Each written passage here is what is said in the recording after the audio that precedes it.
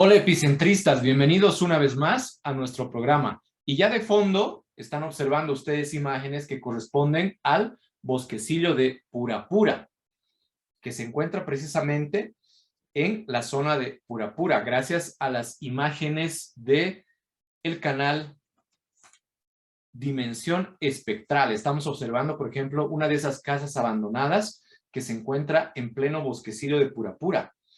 Esta área protegida que está en el oeste de la ciudad de La Paz. Es uno de esos espacios, de los 27 espacios protegidos que tiene el municipio paceño y se constituye en uno de los dos bosques más grandes de la ciudad. Sin duda, el bosquecillo de Purapura se ha convertido en un espacio de innumerables leyendas urbanas, ¿no? Que van desde lo más interesante y peculiar hasta lo sobrenatural.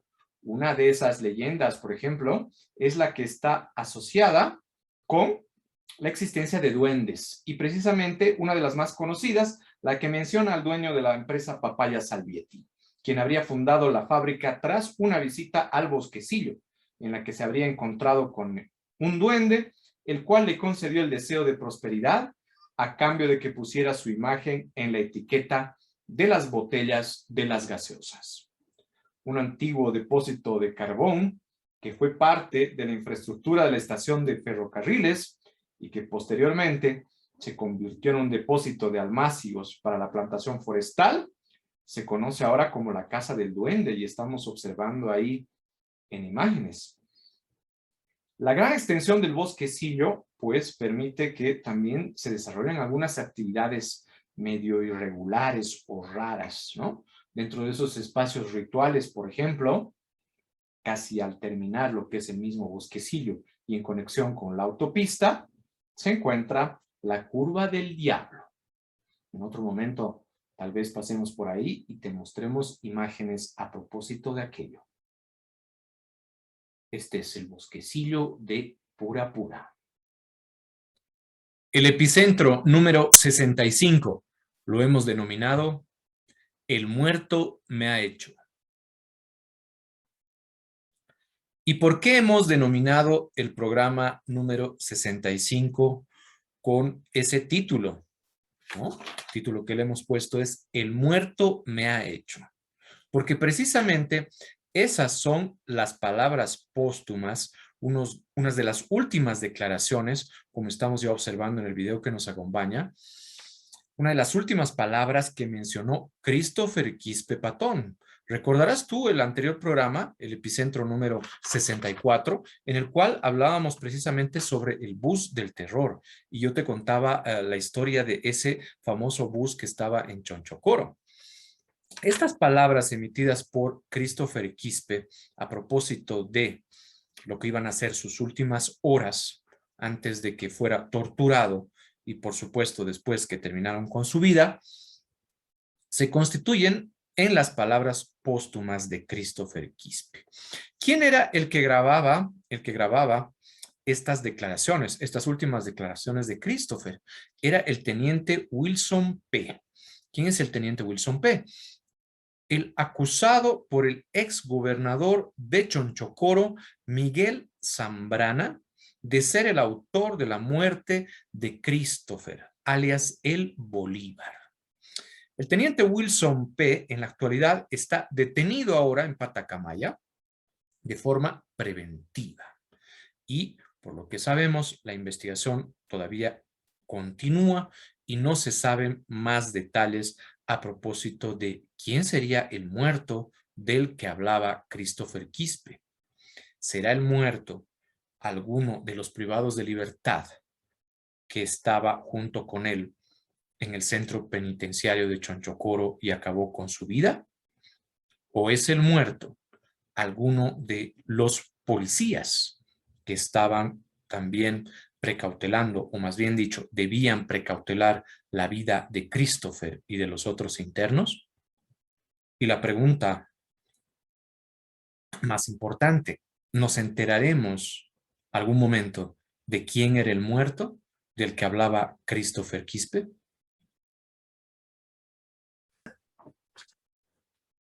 Otro de los casos que ha llamado la atención de la esfera pública boliviana durante esta semana, sin duda fue el caso de la niña de 11 años, abusada por su abuelastro, ¿no?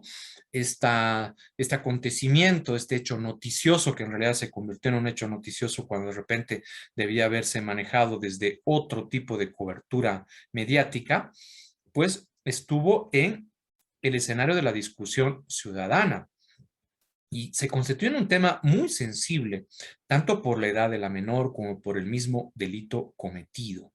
Otro de los apuntes a propósito de este hecho es el rol de la familia, ¿no? El rol de la familia que aprueba el embarazo y que impone su decisión frente a lo previamente ya decidido por la niña, que precisamente era la interrupción del embarazo. Por supuesto, numerosas instituciones han aparecido a propósito de lo que significa este tema de abuso de esta menor para hacer manifestar su posición respecto del ámbito, sobre todo, de los derechos humanos. Recordemos que la menor con 11 años de edad tiene que ser siendo, ¿no? Tiene que seguir siendo niña, más bien dicho, ¿no? Debería seguir en su rol, su derecho de ser niña antes de ser madre. Y, por supuesto, también la menor ha sido víctima de varios episodios de revictimización, desde la misma cobertura mediática de algunos medios, como de la misma manipulación para mantener su embarazo. Lo último que hemos conocido a propósito del tema es que si bien la familia aceptó, ¿no?, y determinó que el embarazo continúe, estarían analizando una vez que se tenga al bebé, mantenerlo en la familia o darlo en adopción. A propósito de aquello, ¿qué decía yo vía Twitter, ¿no? En términos de los comentarios que siempre hago desde mi cuenta de Twitter? Yo planteaba y decía, ¿se imaginan ustedes el drama de la niña madre y la tortura que significará ver crecer a un hijo no deseado todos los días y que además le recuerde constantemente el abuso del que fue víctima? Y agregaba, ni en las peores pesadillas. Porque recordarán ustedes que acá en Bolivia existe, ¿no?, toda una sentencia constitucional a propósito del tema de aborto en este tipo de casos, que por otro lado, las instancias correspondientes pues se niegan a cumplirlas en su real dimensión. Otro punto importante que también yo quise destacar a propósito del tema ya comentado es la clase política a propósito de este caso, el caso denominado de la niña madre. Y yo planteaba y me hago las siguientes preguntas y te las traslado a ti. Y si Arias, hablo del alcalde de La Paz; Copa, hablo de la alcaldesa del Alto; Quispe, hablo del gobernador de La Paz; Camacho, hablo del gobernador de Santa Cruz; Johnny, hablo del alcalde de Santa Cruz; Manfred, hablo del alcalde de Cochabamba; o el mismo Carlos Mesa, hablo del principal líder de Comunidad Ciudadana. Y no solo de ellos, ¿no?, también de numerosos otros líderes políticos que han estado ausentes en términos de declaración a propósito de este caso. Y la pregunta era, ¿por qué no dicen algo? ¿Por qué no se pronunciarán a propósito de este caso? Y tal vez por cálculo político, no dirán nada, no quisieron decir nada. Y aquí surge un tema muy interesante, igual de análisis, que lo pongo a tu consideración. El silencio también comunica. Cuando tú no dices nada, al ser un líder político y estar en el escenario de la comunidad boliviana, ¿no?, y tienes el peso correspondiente para hacerlo y no dices nada, también estás comunicando algo. ¿Tú qué opinas?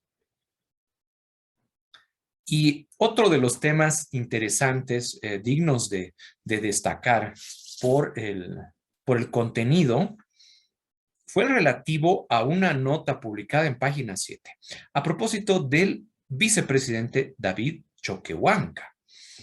¿Qué pasa con el vicepresidente? La nota de Página 7 dice así: tras 9 meses del inicio de la vacunación, Choquehuanca no recibió ni una dosis anti-COVID. Ni una sola. Y dice la nota, pues, a propósito de lo que te estoy comentando, es que una investigación precisamente de este medio de comunicación, Página 7, demostró que no se encuentran datos a propósito de que el vicepresidente David Choquehuanca habría recibido o no alguna de las vacunas, ni en su primera dosis siquiera. La investigación de Página 7 relata y nos hace ver que verificaron en la base de datos a propósito del Ministerio de Salud, donde el nombre de David Choquehuanca no aparece. No aparece. Y a propósito de aquello, el vicepresidente no desmintió, ni ninguna instancia de gobierno tampoco desmintió la nota de Página 7. La pregunta entonces surge a propósito de esta denuncia. ¿Estará vacunado el vicepresidente David Choquehuanca? Y la otra pregunta todavía más interesante, creo yo.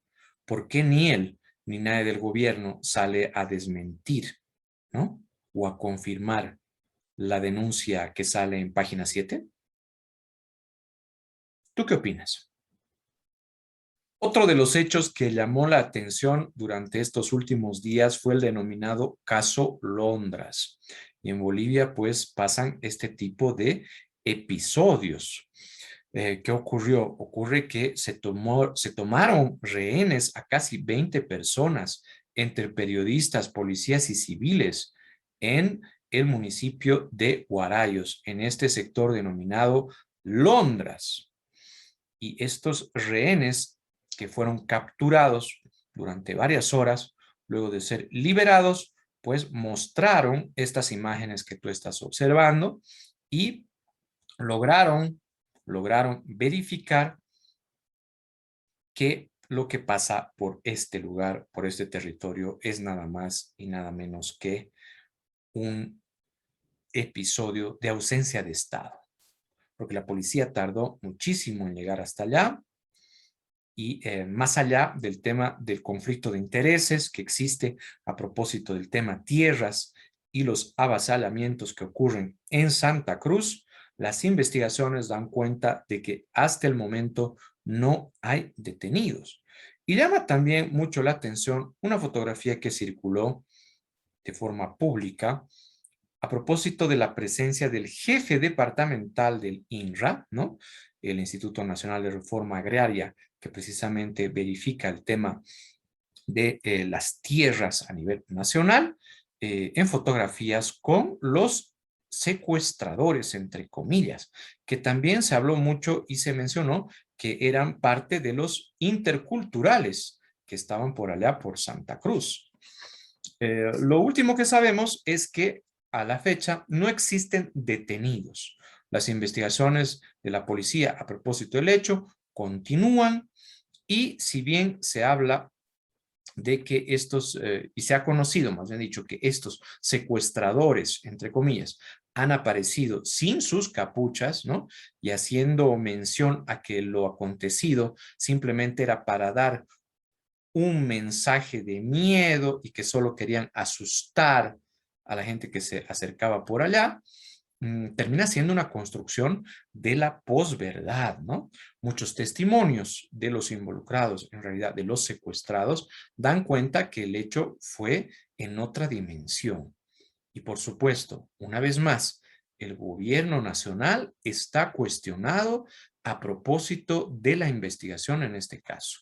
Y no solo por la dimensión de lo ocurrido, ¿no? Porque como habrás visto en imágenes, era un grupo armado que no solo estaba amedrentando a ese número importante de periodistas, policías y civiles en ese lugar, sino que además los tomaron rehenes durante varias horas. Esperemos que el caso evolucione de forma positiva y se logre detener e identificar a los principales responsables. Luego, por supuesto, desarrollar el debido proceso y pues continuar con las sanciones respectivas. Este tipo de situaciones no deberían acontecer y pues acontecen en Bolivia. Y ahora vamos con el sector más esperado del programa, las caricaturas. Y empezamos ya a revisar el primer arte destacado de esta semana, que corresponde a Abel Bellido Córdoba. En pantalla, y el protagonista es un oficial de la policía, ¿no?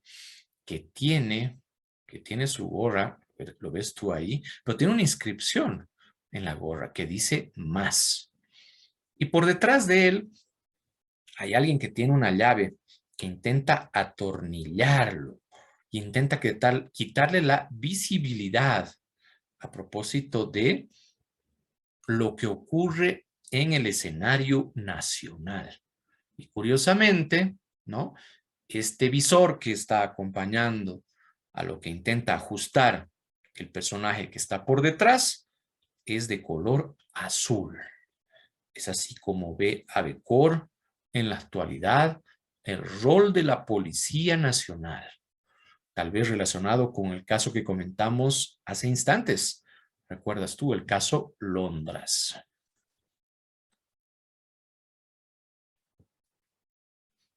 Ahora observamos el arte de Alejandro Salazar. A propósito de esta época, que es en realidad en Bolivia el Día de Todos los Santos, y nosotros celebramos con las tradicionales tantahuahuas, y armamos una mesa, ¿no? Una mesa en la que hacemos una ofrenda a nuestras almas, a los muertos. Y precisamente ahí tú observas una mesa con varias de estas tantahuahuas que se hacen de pan, pero que están perforadas, que están perforadas.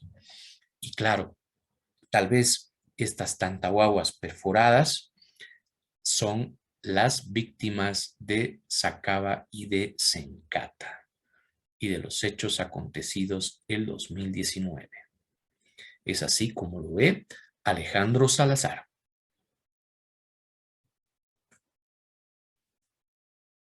Ahora observamos otro de los artes de Abel Bellido Córdoba a propósito de la fiesta de Todos Santos versus Halloween, ¿no? A la derecha hay una niña que seguramente está toda ilusionada y con su vestimenta para celebrar lo que es Halloween. Mientras a la izquierda está la mamá con toda su munición y su canasta de tantahuahuas y todo lo relativo para celebrar precisamente el Día de los Difuntos acá en Bolivia. Y ahí observamos en su canasta, ¿no? Ahí tenemos suspiros, bizcochos, escaleras, tantahuahuas y más atrás también una caña.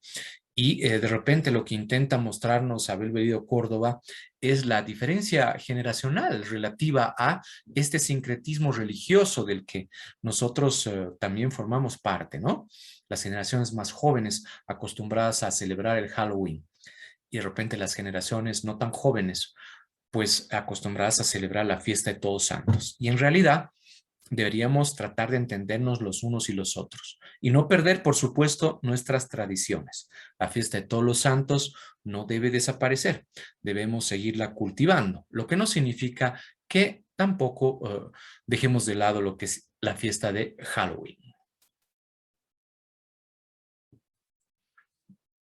Y ahora revisamos el arte de Javier Menchaca. A propósito del caso de la niña madre que comentamos también en el programa hace instantes. Mira qué interesante es el arte de Javier. Es una cruz en la que supuestamente ahí está la niña madre, ¿sí? Está lagrimeando, está crucificada, ¿sí? Y abajo tienes a un Poncio Pilatos que se lava las manos y alguien de la iglesia católica que se acerca con una lanza, supuestamente, y en la parte superior de la lanza dice ayuda, ¿no? Y hay alguien en el fondo que está como cantando, como acompañando tal vez la tortura de la que es víctima la niña madre. Y mira tú qué interesante igual el arte de Javier, porque hay una muñeca que está cayendo de la cruz. Es así como ve Javier Menchaca lo que ocurre con el caso de la niña madre.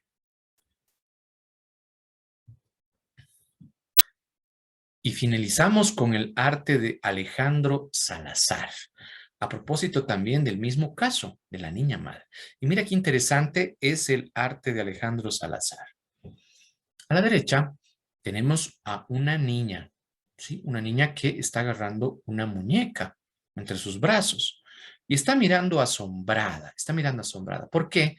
Porque a la izquierda hay la figura de un obispo, ¿sí? Parece de la Iglesia Católica, que saca de la caja un regalo, una muñeca, y le está entregando a esta niña una muñeca. La muñeca feliz, supuestamente, ¿no? Con los ojos abiertos, con una sonrisa, pero mira, está con una pancita. Y ese es el regalo que le estaría dando el obispo de la Iglesia Católica a la niña, una muñeca embarazada. Así ve Alejandro Salazar el caso de la niña madre. Y de esa forma llegamos al final del epicentro número 65. Nos veremos en 7 días, recuperando una vez más la actualidad de lo que ocurre en Bolivia. Hasta pronto.